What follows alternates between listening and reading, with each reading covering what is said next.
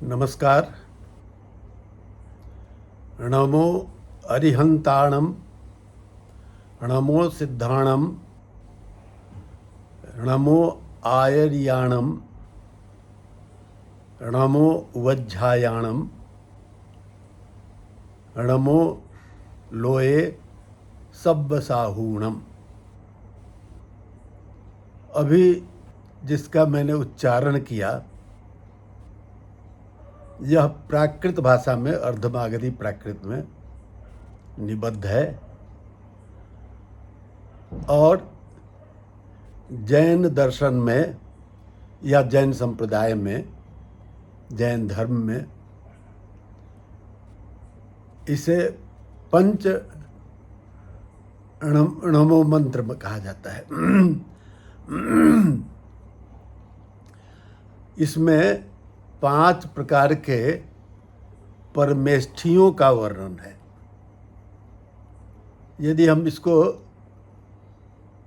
शुद्ध संस्कृत में नहीं होगा, लेकिन इसके अर्थ के अनुसार यदि हम संस्कृत में करना चाहें तो नमः अर्हंतम, नमः सिद्धम, नमः आचार्यम या आचार्यानाम, नमः उपाध्यायानाम और लोके नमः सर्वसाधूनाम। इससे ज़्यादा स्पष्ट बातें हुई यद्यपि संस्कृत में है। तो इसमें 5 परमेष्ठियों को नमस्कार किया गया है। ये 5 परमेष्ठी हैं: अरहंत, सिद्ध, आचार्य, उपाध्याय और साधु। तो यहाँ पर वह झायाणम जो है वह उपाध्याय से परिवर्तित हुआ है, उसी ढंग से और सब भी हैं। तो इन 5 परमेष्ठियों की बातें जैन धर्म में, जैन संप्रदाय में कही जाती हैं। आज हम लोग उसी जैन दर्शन के विषय में बात करने वाले हैं। जैन दर्शन को आर्हत दर्शन भी कहा जाता है। वही शुरू में जो परमेष्ठियों में पहले अरहंत हैं, अरहत, तो अरहत के द्वारा ही अरहत का जो दर्शन हुआ वह आर्हत दर्शन कहा गया है। यद्यपि यह उतना प्रसिद्ध नहीं है, वस्तुतः प्रसिद्ध है जैन दर्शन। जैन दर्शन क्यों नाम है? वस्तुतः जो जैन दर्शन के अनुसार मुक्त हो जाते हैं तो उनको कहा जाता है कि वो जिन हो गए। तो जिन को प्राप्त कर जाने वाले दर्शन को जैन दर्शन कहा गया। तो इस तरह से जैन दर्शन नाम इसका प्रसिद्ध है। लेकिन आर्हत दर्शन भी कहा जाता है। इसका मूल बहुत प्राचीन है।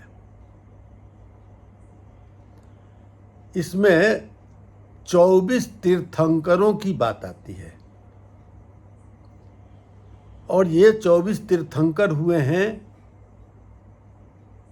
जो 24वें तीर्थंकर हैं भगवान महावीर, उनसे पहले 23 तीर्थंकर हैं और प्रथम तीर्थंकर जो हैं उन्हें वैदिक काल का माना जाता है और वेदों में उनकी चर्चा आती है ऋषभदेव के नाम से। तो ये ऋषभदेव हुए और ऋषभदेव के ही एक पुत्र भरत थे। ऐसी भी बातें कही जाती हैं कि उन्हीं के नाम पर यह भारतवर्ष है। अस्तु, भारत नामकरण पर बहुत सारी बातें हैं। मैंने तो इस पर एक लेख ही लिखा है वस्तु। तो ऋषभदेव प्रथम तीर्थंकर हुए हैं, ऐसा जैन धर्म, जैन संप्रदाय मानता है। और सोचिए कि उसके बाद 23 तीर्थंकर और हुए हैं। सभी तीर्थंकरों की चर्चा नहीं मिलती है। यद्यपि मैंने अपने पुराण के विवेचन में बतलाया था कि जैन धर्म के जो 24 तीर्थंकर हुए हैं, 24 तीर्थंकर के ऊपर पुराण मिलते हैं, और उसके अतिरिक्त भी पुराण है जैन में। तो इस तरह से चर्चा जरूर है, लेकिन कोई सिद्धांत उनके क्या रहे हैं, इन सारी बातों का उल्लेख नहीं मिलता है। अब कल्पित करके कुछ बना लिया गया होगा, वो अलग बात है, लेकिन ऐसा कुछ नहीं है। लेकिन 23वें तीर्थंकर की चर्चा आती है। 23वें तीर्थंकर जो हैं, उनको पार्श्वनाथ कहा जाता है। मैं झारखंड में हूं, तो झारखंड में ही एक स्थान है पारसनाथ। पारसनाथ की पहाड़ियां। तो पारसनाथ उन्हीं पार्श्वनाथ के नाम पर है। यद्यपि पार्श्वनाथ का जन्म इस क्षेत्र में नहीं है।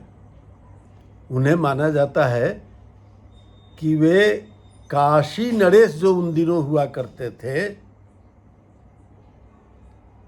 लगभग ईसा से 800 वर्ष पूर्व। तो इतने प्राचीन पार्श्वनाथ हुए हैं। और वे गृहस्थ थे, लेकिन गृहस्थाश्रम में रहते हुए उनके मन में वितृष्णा हुई और उन्होंने गृहस्थ धर्म का त्याग किया और फिर वर्षों तक तपस्या करके और कैवल्य को प्राप्त किया था। ऐसी चर्चा मिलती है। और वे पार्श्वनाथ इस पारसनाथ की पहाड़ियों में, जो गिरिडीह जिला में है, तो उस पारसनाथ में उन्होंने अपना देह त्याग किया था। ऐसी मान्यता है जैन दर्शन में या जैन धर्म में कि अधिकांश जो तीर्थंकर हुए हैं, उन सभी का अंतिम समय या मुक्ति प्राप्ति, मोक्ष की प्राप्ति इसी पारसनाथ में है। अधिकांश तीर्थंकरों की ऐसी चर्चा आती है। यूँ वहाँ पर जो मंदिर हैं बने हुए, मैंने जाकर दर्शन किया है कई बार। तो उसमें सभी तीर्थंकरों के नाम से मंदिर बने हुए हैं और उस स्थान की बड़ी ही महिमा है। और जैन समाज के लोग तो जाते ही जाते हैं, लेकिन अन्य लोग भी आदरपूर्वक वहाँ पर दर्शन करने इत्यादि जाते हैं। तो इस तरह से 24 तीर्थंकरों में 23वें तीर्थंकर हुए पार्श्वनाथ। पार्श्वनाथ ने कुछ सिद्धांत दिए हैं जिनकी प्राप्ति भी होती है। तो कुछ लोग मानते हैं क्या कि वस्तुतः जैन दर्शन के प्रवर्तक एक तरह से पार्श्वनाथ हो जाएंगे, लेकिन वस्तुतः जो 24वें तीर्थंकर हुए और उसके बाद तीर्थंकरों की परंपरा समाप्त हो गई। तो 24वें तीर्थंकर थे महावीर, वर्धमान महावीर। वर्धमान महावीर बिहार में जो वैशाली है उसी में उनका जन्म हुआ था। ऐसा माना जाता है कि प्रथम गणतंत्र वैशाली में ही था और गणतंत्र की परंपरा वहाँ पर शुरू हुई और उसी एक गणतंत्र में राजा सिद्धार्थ के पुत्र के रूप में वर्धमान का जन्म हुआ और ये भी गृहस्थाश्रम में थे, लेकिन कुछ दिनों के बाद जैसे पार्श्वनाथ का हुआ था उसी ढंग से इनको भी विरक्ति हुई और विरक्त होकर इन्होंने बहुत कठोर तपस्या की और फिर इनको भी कैवल्य की प्राप्ति हुई। तो इस तरह से यह बहुत प्रसिद्ध घटना है और इनका समय लगभग 600 ईस्वी पूर्व का माना जाता है, यानी लगभग 200-250 वर्ष बाद, पार्श्वनाथ के लगभग 250 वर्ष के बाद इनका जन्म है। तो लंबा समय है और इन्हीं के बाद बुद्ध की उत्पत्ति है। बुद्ध जो थे, ऐसा लगता है कि जब युवावस्था में थे उस समय तक ये वृद्धावस्था में थे। यूँ ये भी ऐसी सूचना मिलती है कि 72 वर्ष की उम्र में ही इन्होंने भी निर्वाण प्राप्त कर लिया था। तो इस तरह से भगवान महावीर जो हुए वही वर्धमान महावीर हैं और उन्होंने ही जैन दर्शन, जैन धर्म का विस्तृत विवेचन किया। जैन संप्रदाय में 2 तरह के संप्रदाय आ गए हैं, एक दिगंबर संप्रदाय है और एक श्वेतांबर संप्रदाय है। आजीवक परंपरा में मैंने बतलाया था कि किस प्रकार से दिगंबर जैनी जो हुए उनका उस आजीवक परंपरा से किस तरह से तालमेल है। अस्तु, तो दिगंबर जो संप्रदाय वाले हुए उनके लिए दिशाही अंबर है, दिशाही वस्त्र है, यानी ये नग्नावस्था में रहते हैं। आज भी हम लोगों ने देखा है कि इस तरह के ऋषि जो होते हैं, इस तरह के जो आचार्य हुए हैं, वे नग्न रूप में रहते हैं और इस तरह से उपदेश देते हैं। लेकिन बाद में चलकर जैन दर्शन में या जैन संप्रदाय में श्वेत वस्त्र धारण को स्वीकार किया गया और इस तरह से श्वेतांबर संप्रदाय हो गया। तो दिगंबर और श्वेतांबर, बहुत ज़्यादा इन दोनों में अंतर नहीं है। सच पूछा जाए तो दिगंबर संप्रदाय जो है वो थोड़ा कठोर है ज़्यादा और श्वेतांबर संप्रदाय थोड़ा सरल है। अस्तु, तो जैन दर्शन में 5 बातों की विशेष प्रतिष्ठा है। प्रसिद्ध है अहिंसा, सत्य, अस्तेय, ब्रह्मचर्य और अपरिग्रह। बहुत स्पष्ट भी हैं। सत्य, सत्यवादिता, अहिंसा, अहिंसा ये लोग बड़े कठोर अहिंसावादी माने जाते हैं और ये कई इनके आचार्य जो हुए हैं देखे जाते हैं, वे लोग जब मार्ग पर चलते हैं तो मयूर पुच्छ से वो रास्ता को मार्जित करते चलते हैं जिसमें कि कीड़े मकोड़े इत्यादि नहीं रहे। तो उस तरह से भी जाने अनजाने में भी किसी तरह से किसी पशु पक्षी की हिंसा नहीं होनी चाहिए। तो ये अहिंसा है, सत्य अहिंसा।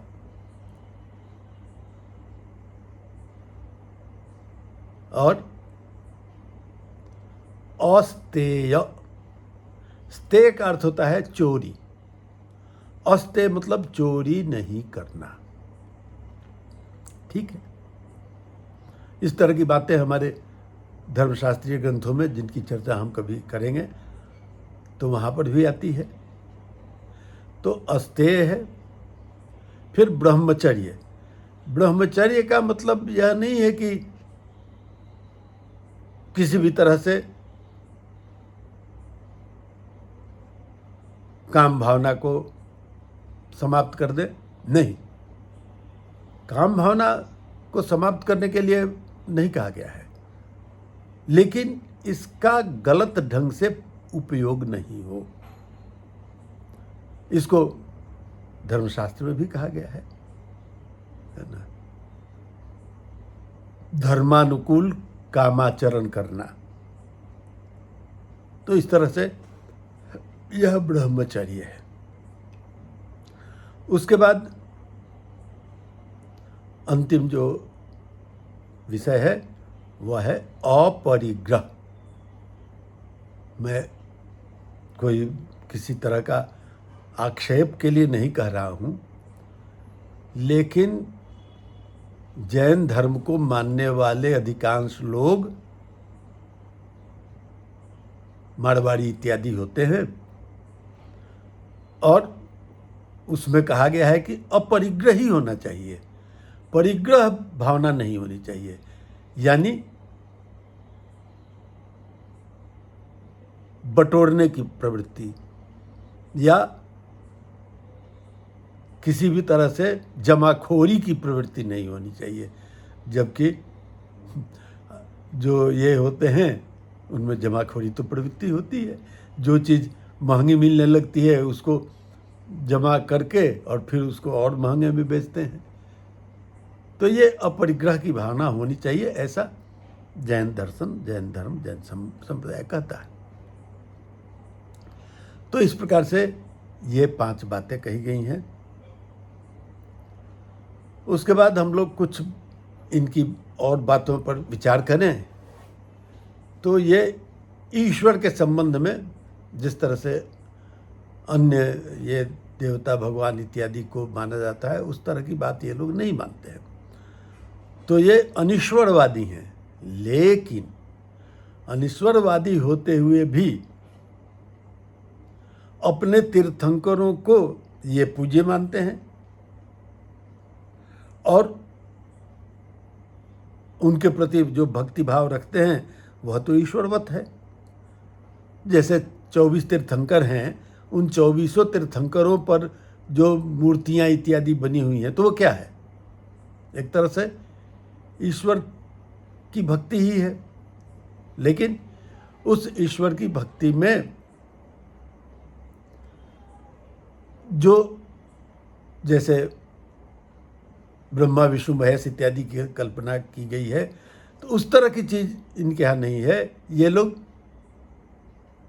ईश्वर को उस रूप में नहीं मानते हैं और क्या मानते हैं कि तीर्थंकरों को ईश्वर की तरह मानते हैं।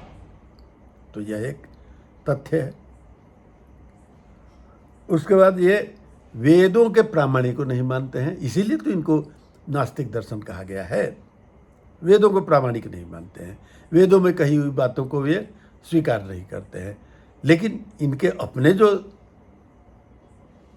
ग्रंथ हैं उन ग्रंथों में जो बातें कही जाती हैं उनको उन लोगों ने स्वीकार किया है। यहाँ पर जीव की बात की जाती है, तो जीव क्या है? आत्मा ही जीव है। और जैन दर्शन में यह जीव जो है वह बंधन से युक्त होता है और तब वह सांसारी हो जाता है। तो जीव यानी आत्मा, तो उस रूप में जीव है। और जब जीव है तो वह किस रूप में आया है? इसके लिए एक दूसरी बात जो कि अन्य जगह नहीं कही गई है दूसरे दर्शनों में, वह है पुद्गल। पुद्गल एक तरह से अणु ही है। और जैसे वैशेषिक इत्यादि दर्शनों की बातें आएंगी तो उस अणुवाद से सृष्टि होती है इसकी बात, उसी ढंग से ये भी मानते हैं क्या कि पुद्गल के कारण जीव होता है। और पुद्गल क्या है? पूरी तरह से अणु के रूप में उसको नहीं मान सकते हैं, लेकिन अणुवत एक चीज है जो कि पुद्गल है। और उन पुद्गलों से युक्त होकर आदमी विभिन्न प्रकार के कर्म को करता है। और उन कर्म पुद्गलों में जब वो फंसा रहता है तो वह सांसारिक रहता है, सांसारिकता से युक्त होता है। लेकिन जब वह उन कर्म पुद्गलों को दूर भगा देता है अपने से, तो वह मोक्ष को प्राप्त कर जाता है। तो इस तरह से वो बंधन में होता है जीव, और फिर बंधन से जब मुक्त होता है कर्म पुद्गलों का नाश करके, और वह मुक्ति को प्राप्त कर लेता है, तो उसको मोक्ष की प्राप्ति हो जाती है। इन्हीं सब बातों को लेकर 7 प्रकार के तत्व जैन दर्शन में माने गए हैं। जीव, अजीव, आश्रव, बंध, संवर, निर्जरा और मोक्ष। अब इन 7 के बारे में डिटेल में बताने की जरूरत नहीं है। इन 7 तत्वों के आधार पर पूरा जैन दर्शन प्रतिपादित किया गया है। तो इस तरह से बंधन से युक्त होकर जीव सांसारी होता है, और फिर उसी बंधन को मुक्त छोड़ देता है तो वह मोक्ष को प्राप्त कर लेता है। अब ये जीव जो है जैन दर्शन में कुछ थोड़ा अलग है। इसमें कहा गया है कि जीव को मुक्ति तो मिलती है, लेकिन यदि कोई स्त्री है तो उसको मुक्ति नहीं मिलती है। और उसके लिए है क्या कि पुरुष जन्म लेना पड़ेगा, ये उनका सिद्धांत है, तब जाकर उनको मुक्ति की प्राप्ति होगी। यह विषय दिया गया है। और जीव के परिमाण के विषय में एक नई बात है वहाँ जैन दर्शन में। कहते हैं कि जीव का आकार क्या होगा? अति सूक्ष्म आकार माना गया है। अन्य दर्शनों में आत्मा इत्यादि के विषय में, बौद्ध दर्शन के विषय में तो अलग बात कही गई है जिसका उल्लेख मैं करूँगा ही। लेकिन यहाँ पर कहा जाता है क्या कि जितना बड़ा शरीर होगा, जितना बड़ा प्राणी होगा, उतनी बड़ी आत्मा होगी उसमें। यानी हाथी में हाथी के आकार का जीव, चींटी में चींटी के आकार का जीव। तो इस प्रकार की बातें वहाँ कही जाती हैं। थोड़ी वो अव्यावहारिक ढंग की लगती हैं। इसमें एक विषय जो है बहुत महत्वपूर्ण है जैन दर्शन का, वह है अनेकांतवाद। यह मानता है कि कोई भी चीज़ जो है वह अनेक रूप में है। कोई भी चीज़ अनेक रूप में वह प्राप्त होती है, और इसी के लिए वहाँ पर एक विषय दिया गया है स्यादवाद। स्यात् कोई पूछता है कि यह कौन सी चीज़ है, तो शायद यह है, तो उसके लिए 7 प्रकार की बातें कही गई हैं। स्यात् अस्ति, शायद यह है। स्यात् नास्ति, शायद यह नहीं है। स्यात् अवक्तव्यम, शायद यह अवक्तव्य है, मतलब कि इसके विषय में कहा नहीं जा सकता है। तो ये 3 विषय हो गए। फिर कहते हैं कि स्यात् अस्ति च नास्ति च, शायद है भी नहीं भी है। फिर स्यात् अस्ति च अवक्तव्यम च, शायद है लेकिन उसको हम बतला नहीं सकते हैं। फिर है स्यात् नास्ति च अवक्तव्यम च, माने शायद है नहीं भी है और उसको कहा भी नहीं जा सकता है।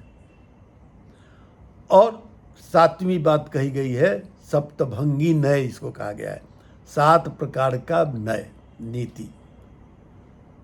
तो सप्तम नय है स्यात् अस्ति च नास्ति च अवक्तव्यम च, शायद यह है भी नहीं भी है और उसको कुछ कहा भी नहीं जा सकता है। तो इस तरह से स्यात् अस्ति, स्यात् नास्ति, स्यात् अवक्तव्यम, 3 बातें। अब इसको एक एक मिलाते चलेंगे तो स्यात् अस्ति च नास्ति च, स्यात् अस्ति च अवक्तव्यम च, स्यात् नास्ति च अवक्तव्यम च, और स्यात् अस्ति च नास्ति च अवक्तव्यम च। तो इस प्रकार से ये 7 प्रकार से स्याद्वाद की कल्पना की जाती है, तो इसलिए इसको स्याद्वाद कहते हैं। तो इस तरह से जैन दर्शन में बहुत सारी बातें हैं जिनको बतलाया जा सकता है। और यहाँ पर प्रमाण के रूप में यह प्रत्यक्ष को भी मानता है, अनुमान को भी मानता है, और तीसरा प्रमाण जो है शब्द प्रमाण। तो शब्द प्रमाण जिस तरह से अन्य आस्तिक दर्शनों की बातें हम करेंगे तो उसमें जिस तरह से कहा गया है कि वेदों की बातें जो हैं वो शब्द प्रमाण के रूप में हैं, यहाँ ये नहीं है। यहाँ पर ये कहते हैं कि हाँ, शब्द प्रमाण हम उनको मान सकते हैं जो कि हमारे तीर्थंकरों के द्वारा बताई गई बातें होंगी, तो तीर्थंकरों के द्वारा बताई हुई बात को शब्द प्रमाण के रूप में मान सकते हैं। तो इस तरह से ये 3 प्रकार के प्रमाण मानते हैं, प्रत्यक्ष, अनुमान। अनुमान का अर्थ होता है अनु माने पश्चात, मान माने प्रमाण, यानी प्रत्यक्ष जिसका हो जाता है उसी का हम अनुमान कर पाते हैं। अब इन सब का विवेचन जैन दर्शन में बहुत विस्तार से दिया हुआ है। तो अनुमान हुआ, और तीसरा प्रमाण शब्द प्रमाण। शब्द प्रमाण में ये अपने आचार्यों, अपने परमेष्ठियों के द्वारा बताई हुई बातों को या अपने तीर्थंकरों के द्वारा बताई हुई बातों को स्वीकार करना ही जो है वह प्रमाण के रूप में है। तो इस प्रकार से ये सारी बातें जो हैं वो जैन दर्शन या जैन संप्रदाय के विषय में हैं। बहुत विशाल जैन संप्रदाय, जैन धर्म के बहुत सारे ग्रंथ हैं, 45 तो महत्वपूर्ण ग्रंथ इनके माने गए हैं, उन सब का उल्लेख संभव नहीं है। तो ये आज इतनी ही बातें हुई। अब कुछ दिन के बाद बौद्ध दर्शन की बातें हम लोग करेंगे। धन्यवाद।